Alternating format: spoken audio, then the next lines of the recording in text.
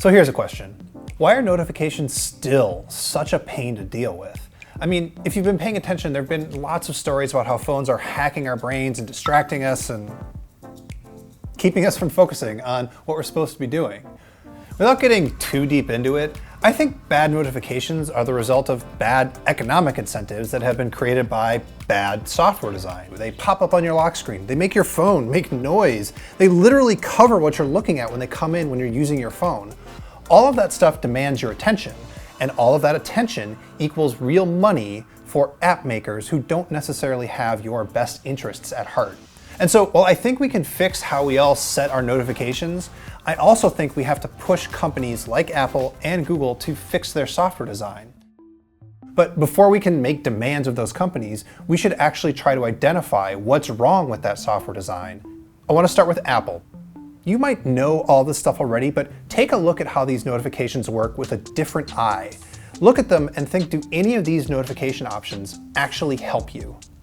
If you scroll through this thing, it's just a giant unsorted list, reverse chronological, of all of your notifications with no sense of what's more important than the other thing. And then if you get beyond that, what do you do when one of these notifications pop up? Do you swipe a little bit? Well, that does one thing. If you swipe too hard, it jumps to a whole other screen. Or you can force press it, and that pops up other options. You can tap it, and that might open it, or maybe not, who knows? It's all just super confusing UI, and it's not intuitive at all what you're supposed to do with it.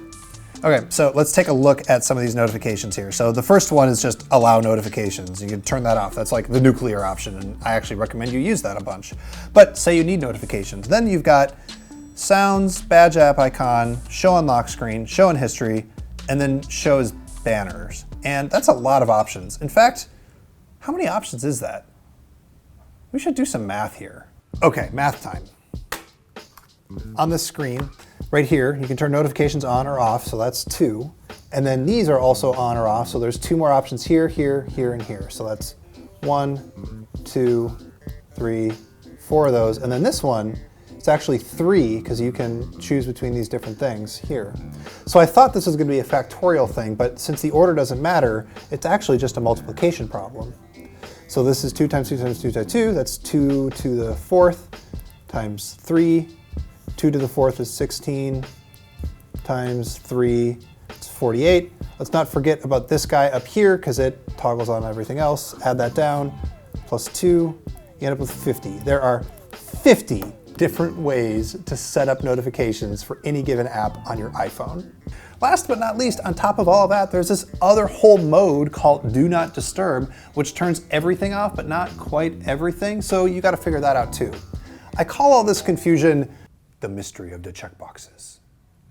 I mean, the joke isn't that funny. Can we just turn the lights back on and go back to the video? I mean, it is a mystery, but it's not that big a mystery, I guess is what I'm saying.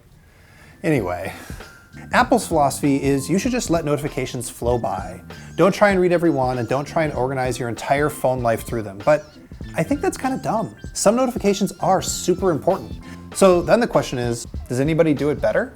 So this is a part where I'm supposed to go really deep into the history of smartphones and show you how Symbian phones and Palm phones and Blackberries and WebOS phones and Windows phones all handled notifications differently and where each innovation came from. And I would love to do that, but we don't have the time. And also all of those phones are dead.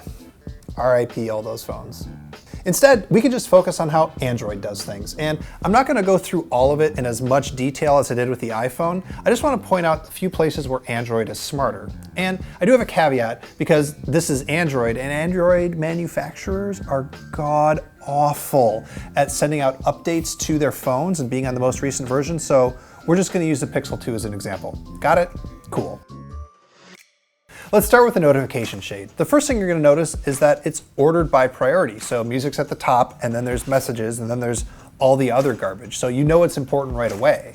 The next thing is grouping, and this is the most important thing that I love in Android is if I have 50 notifications from Twitter, they all get stacked up into this tiny little one-line thing, and then I can expand it if I wanna see it, or dismiss all of it altogether all at once.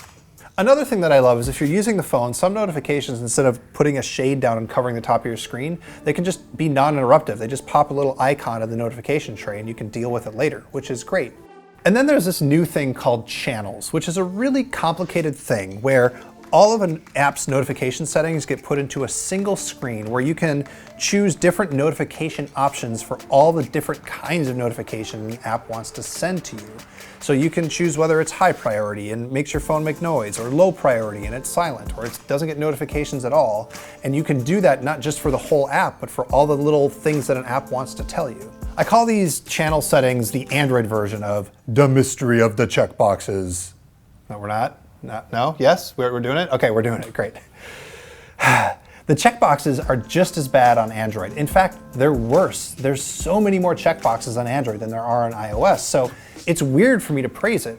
The difference is that the end states of those checkboxes for notifications are actually way more humane. They're more in my control, and they're less annoying than what happens to you on the iPhone. The other reason I'm less annoyed with Android notifications is that you can get to all those checkboxes directly from the notification itself. I'm not saying that Android notifications are perfect. They do need work also. In fact, I would love to see some of that fancy machine learning that Google's always talking about applied more to the problem of notifications. Look, here's the truth. Notifications, they're the new email. They're just as important. But email has all these tools for managing these messages. It's got folders for sorting and stars and archiving and snoozing and all kinds of other crap. We need to be empowered to manage our notifications just like we're empowered to manage our email. Or we need a whole different approach to solving this problem entirely. I don't know. Earlier this year, there were a lot of stories about how everyone's real mad at notifications. They were in the New York Times. So Farhad Manjoo said Apple should design a less addictive phone. Nellie Bowles did a really interesting story on people gray screening their phones so that all the color doesn't hack their lizard brains. Although lizards maybe don't see color, I don't know. Look that up later. Anyway, a bunch of this stuff comes from this movement called Time Well Spent that started with a guy named Tristan Harris, who was a design ethicist at Google. And I don't disagree with any of it. It is possible for your phone to put you in a permanent state of distraction. The metaphor everybody uses is that it's like a slot machine. You pull down on the notification shade just like you pull on a lever on a slot machine. I don't really like that metaphor because I think it takes away too much power from you. The person who, I don't know, owns the slot machine, the phone.